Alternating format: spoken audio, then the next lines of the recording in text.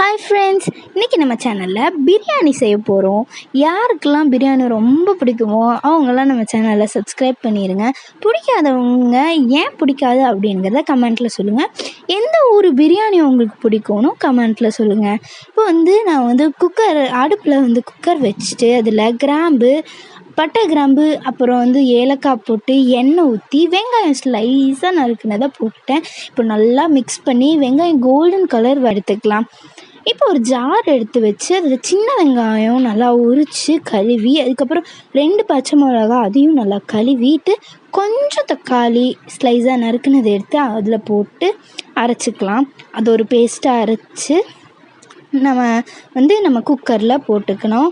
இது பேஸ்ட்டாக அரைக்கிறதுக்கு ஃபர்ஸ்ட் பல்ஸில் கொஞ்சம் 2-3 டைம் பண்ணிவிட்டு, அதுக்கப்புறம் 1, 2, 3 அப்படிங்கிற மாதிரி பண்ணிங்கன்னா ரொம்பவே சூப்பராக இருக்கும். நல்லா பேஸ்ட்டாக அரையும்.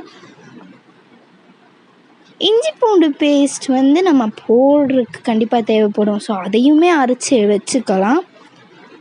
இப்போ நம்ம இந்த பேஸ்ட்டை பச்சை மிளகா, சின்ன வெங்காயம், தக்காளி பேஸ்ட்டை இதில் போட்டு நல்லா மிக்ஸ் பண்ணிக்கலாம். யாருக்கெல்லாம் பிரியாணி பிடிக்குமோ மறக்காமல் நம்ம சேனலை லைக் பண்ணிடுங்க. நெக்ஸ்ட் நல்லா ஸ்லைஸாக அறுத்த தக்காளியை இதில் போட்டுக்கலாம்.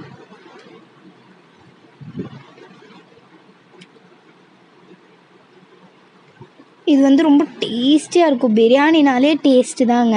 இந்த பிரியாணியில் மட்டன் பிரியாணி பிடிக்குமா, சிக்கன் பிரியாணி பிடிக்குமா, பீஃப் பிரியாணி பிடிக்குமான்னு சொல்லுங்கள். இப்போ நம்ம நல்லா மிக்ஸ் பண்ணும்போது இந்த கலரில் ஆயிரும்.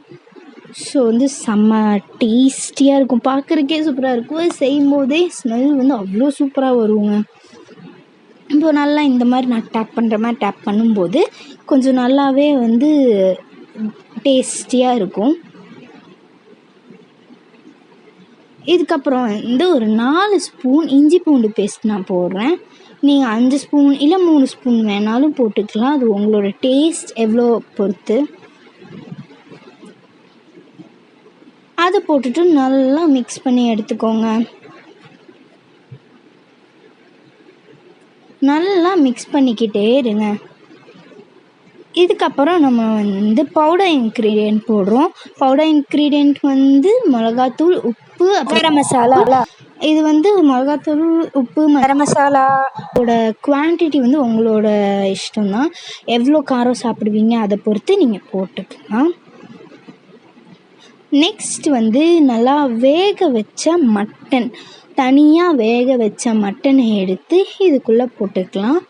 மட்டன், பீஃப் ரெண்டுமே தனியாக வேக வைக்கணும். சிக்கன் நம்ம தனியாக வேக வைக்க வேணாம். இப்படியே நம்ம போட்டாலே இது வெந்துடும். மட்டன், பீஃப் மட்டும் தனியாக வேக வைக்கிறது அவசியம்.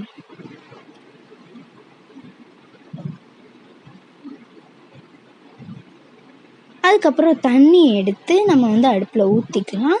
ஊற்றிட்டு நல்லா மிக்ஸ் பண்ணிக்கலாம். அப்புறம் கொத்தமல்லி, அப்புறம் புதினா ரெண்டுத்தையுமே நல்லா கொஞ்சம் ஸ்லைஸாக பண்ணி வச்சுருக்கேன். ஸோ அதை நல்லா கழுவி இதுக்குள்ளே போட்டு வச்சுக்கலாம். போடும்போதே ஸ்மெல் சூப்பராக இருக்குங்க. இது டேஸ்ட் பண்ணும்போதே செம்மையாக இருக்கும். நெக்ஸ்ட் லெமன் எடுத்து நல்லா ஸ்க்வீஸ் பண்ணி விட்டுக்கலாம்.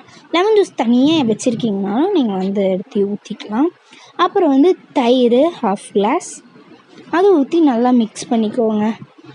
நெக்ஸ்ட்டு மெயினான இன்க்ரீடியண்ட் அரிசி. அதை நல்லா கழுவி வச்சுருக்கேன். ஸோ அதை எடுத்து போட்டுக்கலாம். அரிசி எடுத்து போட்டுட்டு நல்லா மிக்ஸ் பண்ணி தம் கட்டி வச்சிடலாம். அதுக்கு இந்த தோசைக்கல் அடுப்பில் வச்சுருக்கேன். அதுக்கு முன்னாடி நெய் ஊற்றணும். நெய் மறந்துடாதீங்க. நெய் ஊற்றினாலே டேஸ்ட் செம்மையாக இருக்கும். அப்புறம் அடுப்பை குக்கர் நல்லா க்ளோஸ் பண்ணிட்டு, இங்கே தம் வச்சுருக்கிற தோசைக்கல் நல்லா சூடாயிருச்சு. ஸோ அதுக்கு மேலே நம்ம குக்கரை எடுத்து வச்சிடலாம். இந்த கேப்பில் யாரெல்லாம் நம்ம சேனலை சப்ஸ்கிரைப் பண்ணலையோ அவங்க சப்ஸ்கிரைப் பண்ணிடுங்க. எடுத்து வச்சாச்சு. சிம்மில் வச்சு நம்ம விசில் விடலாம். இப்போ நம்ம டேஸ்டியான பிரியாணி ரெடி. டாட்டா. சப்ஸ்கிரைப் பண்ணுங்கள்.